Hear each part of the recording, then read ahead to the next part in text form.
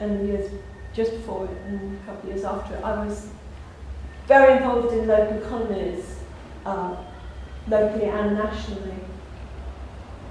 And at our last conference in 1995, I think, we had, or even later, I can't remember exactly what year, I'm afraid. It's kind of something I haven't kept up with.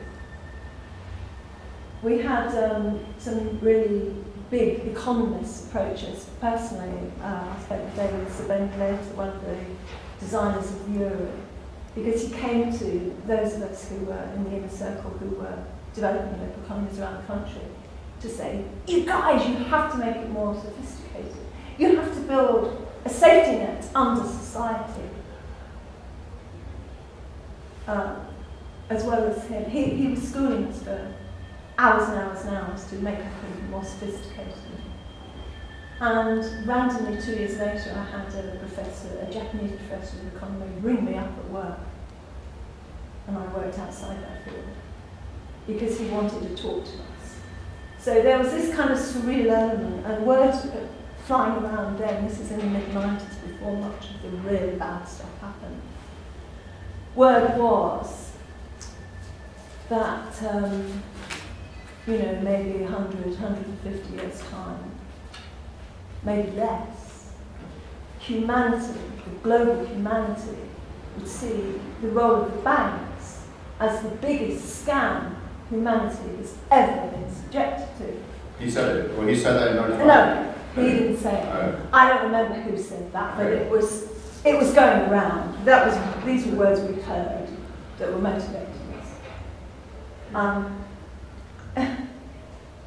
Well, the trouble trouble is, is whoever said that is quite right. prescient. You know, is it heading? Yeah, possibly quite prescient, because you know the trouble is once, and it was identified in that 2002 quote, you know, with Citigroup, which had just merged with Travelers in '99 to form Global Financial Services behemoth.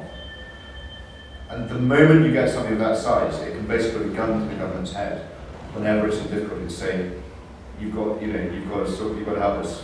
You've got to bail us out. If you don't, we're going to bring down your economy. So as soon as you get banks that are bigger than the GDP of the country in which they operate, and by the way, RBS had a balance sheet of $3 trillion US. I think the UK GDP was 2.2 trillion or something. So it had a bigger balance sheet than the GDP of the host nation, the UK. And in this instance, it wasn't as if Goodwin had come to the government's head because he was in denial. But in some ways, he did, because the government didn't have much the bullet's gone off in Quebec, hasn't it, already, when it was over a different matter, but essentially it's the same problem. Corporations running things and having more say. Well, that's why I was going to mention TTIP and TISA. Yeah. TTIP is all the supposed efforts that have been made to actually rein in bankers through various means, including the Basel reforms, and the Vickers Commission, all that sort of stuff, since 2008, will apparently be completely unwound. And there's a very good paper on this from an organisation called Finance Watch in Brussels. If TTIP proceeds, which is the transatlantic trade. And I've actually, basically, TTIP to me suggests that corporations are, in the driving seat, not the government. Yeah, me too. And if, all these things which Sir John Cunliffe and Mark Carney have been boasting about in the last few weeks, of these amazing reforms, and they're going to end bailouts forever. One of the things that was in the Guardian website today, will be completely unwound, apparently, if TTIP happens. So that does concern me.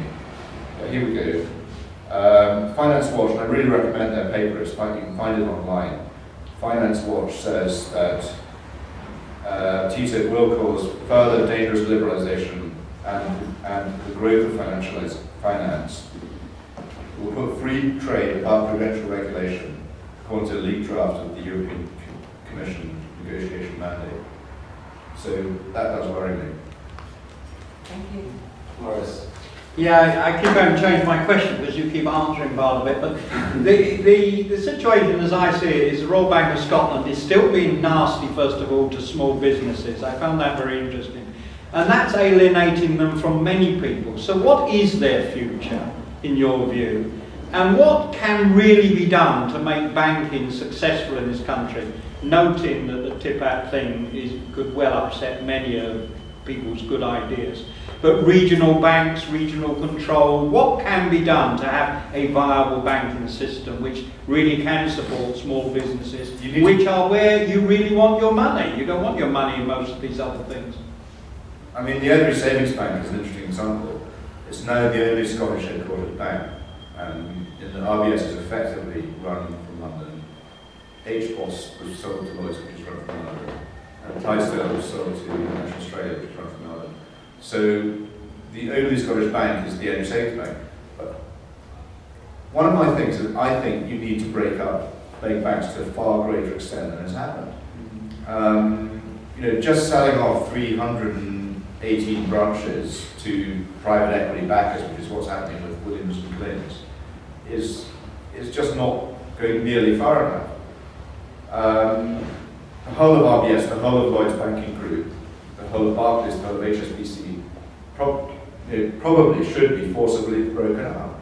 But the trouble is, the guys who run these banks and their apologists, well, there'd be a huge outcry. You know, they try and stop it.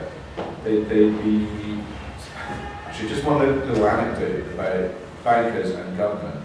In 2002, I went to London in Great Bush Gardens in the city to interview a man called Gordon Hell, who at that time was running all the retail side of RBS. And at that time, he was enraged by Tony Blair's government because they were threatening to force banks to do two things on small business banking. They either had to provide interest on current accounts held by SMEs, a bit like they already did for retail customers, or what was the other one? The second thing, anyway, and this was a law that was going to go through, but he actually said to me off the record, he said, Ian, if this happens, that's a sign the government is turned communist. Is what? Turned communist. Oh, it's turned communist. Turned communist. And this is price controls. This is control. This is a controlled economy, you know. And you know, he said what he said. We will make the government's life hell if they have the temerity to proceed with this measure. It's more or less what he said. And that just showed me, you know, this is a senior banker in RBS who, because of some minor change or minor rules that have been introduced, is threatening to almost like bring down the government, make his life hell. I should have been more, at the time, I probably didn't realise quite its significance, but I do now. You know, I wouldn't be surprised if a government like, say, the next UK government, which could be led by, say, Ed Miliband, tries to try to break up banks. I don't think they would, but have they not said they are going to? Yes, they say they are going to, and they say they're going to set up regional banks. Yeah, so if they do, I wouldn't be surprised if it kind of hits the brick wall because they'll be threatened some way or another by senior bankers or their apologists. But in an ideal world, I'd like a much more German model of you have Sparkassen, and they're not all great, by the way. You have Landesbank and you have Sparkassen, and then you have one or two really big banks like Commerzbank and Deutsche Bank. And it's by no means an ideal model, but it's a preferable model to what we have, because they have a range of ownership structures. Some are owned by municipalities, some are cooperative, and some are owned by shareholders. Almost all our banks are owned by shareholders, apart from the remaining building societies, and that's unhealthy. But yeah, more breaking them up and a range of ownership structures, I think, would be a step in the right direction. Gentleman at the back. Hi there. In relation to the idea of the toxicity levels of RBS preventing it from becoming something better, cleaner face, I read somewhere, it might not be true, that there was a link between the Medici and the Rothschilds. somewhere in history, and they were both quite well associated with art patronage. Do you think there's a chance that something like RBS could become like the big lottery fund and become heavily involved? With regards to you saying a cultural revolution within the institution, do you think perhaps to win public face it could be more involved with art patronage in some shape or form? I mean, they go hand in hand, art and banking really, from a similar time. It could, but also people might just look at it very cynically as well. I think it would depend on what sort of art they were to support. But, you know, the danger with RBS is because it's publicly owned, because it's loss-making, as soon as it starts to spend any money on, you know, any more than it currently does on things like art sponsorship, it will get knocked back because people say, why is it wasting money on this before it's even turned a profit? So I think there's a danger to that. But it's an interesting idea. I think it needs to definitely think out of the box. You know, it definitely needs, that's the right phrase, out of the box solutions to the current impact. I think the last two questions have touched upon part of my point. It's really interesting hearing different opinions of what might make the difference to RBS and what might bring them back to be a respected bank, perhaps. So there was mention of qualifications and bankers being qualified, and as I understand it, Western RBS make all of their business and commercial managers take chartered banking status so that they can operate under that brand and that badge, if you will. They've rebranded with NatWest in the UK and they've kept RBS in Scotland, but effectively once Will England comes in, that will clear the RBS in England. Yeah, completely. You mentioned there won't be any RBS branches in England. Correct, yeah, and in terms of sort of the giving and the community side to it, I think they've tried to make some impact in that, but then because of the fact that they're loss making, they've had to pull charity matching at least in terms of money being raised. So I just wonder what do they need to do to get public confidence back? Some people have mentioned lending today, but it's not being the highlight point, which I thought it would be. There is an ability to lend there, so we're told, and there's a pot of money to be lent. So is it that they perhaps use a handelsbanking approach, localised with local decision? Yeah, well actually, you get that back. So I'm interrupting you. No, that's fine. At my talk I gave at the Edinburgh International Book Festival, someone challenged me, what would you do if you were chief exec tomorrow of the RBS? And I said I would advocate a handelsbanking model, which basically means to delegate. It's basically going back on all the changes that have happened since '87. So that the branch managers have power again. But they run their own P&L, so they can, you know, they're responsible. If their loans go sour, they carry the can. And I think if it's done properly, like within Handelsbanken, does everybody know them actually? Svenska Handelsbanken, it's headquartered in Sweden, but it's now 180 branches in the UK. It's got a total loan book of about 1.3 billion in the UK, I think. 3 billion. That would be a good start. You know, to me, that would be a positive move. But I also say break it up into regional banks, a bit like you were suggesting, or so that they are actually in touch with their local communities, both in business sense and social sense. You know, they're more in tune with the needs, the economic needs of their local communities. There is a danger with that model of breaking them up, and we saw it with the regional electricity companies. You know, Thatcher, when she privatised the electricity companies, or the electricity network in the UK, our government created lots of small regional electricity companies. But within like a decade, they'd almost all been acquired by either UK or overseas players. That would be a danger, I think, that any attempt to create small regional banks would be prone to the risk that they would soon be re-amalgamated by perhaps hostile overseas banks. Well, not hostile, but yeah. But you can protect them in the same way that Germany protects its regional bank. Yeah, but we lack the same appetite for proper antitrust. I completely agree, but nevertheless it's literally just in the same way as it is in Germany, and Yeah. society's will to do that. Yes, it's not like you can't Yeah. protect them. It is the will. It's just the will to do it. Who are the bondholders of RBS? Oh, all sorts of people, including pension funds, institutions, institutional investors, other banks.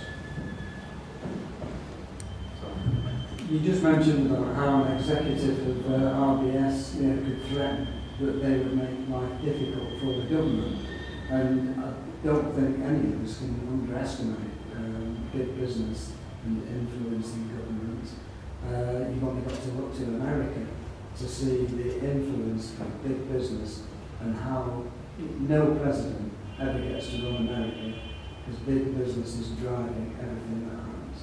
I remember going to a talk in probably 93, the year after Labour lost an election that they thought they would win.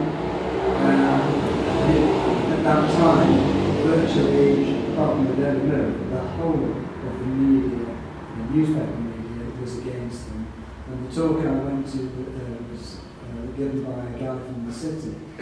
And after about 10 minutes, I remember saying to the guy next to me, the Labour Party can never ever win another election, because it was obvious that the city were against the Labour Party, which is why John Smith and then Blair and Brown courted the media, swung Murdoch, went to the city, promised them that they would not do anything in the way of taxation that would upset the big people.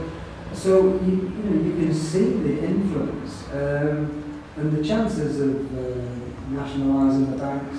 Nobody has got the will to take that on. The fact that the Labour Party, despite the evidence being as clear as you like on the Eastern Line Railway, which has been run by a government department after 2 privatised failures, the evidence is all there. They're making a profit. They've paid £1 billion over the last 5 years, but they won't take on renationalising the railways. So there's no way they're going to take on the banks. It's actually really... It's depressing. Yeah. That railway, the East Coast Line, or it's called East Coast now, which used to be GNER, is that it has the government public stated it's going to re-privatise that. They've already put it in March. The government department won't even be allowed to bid for it. It's going back to the private.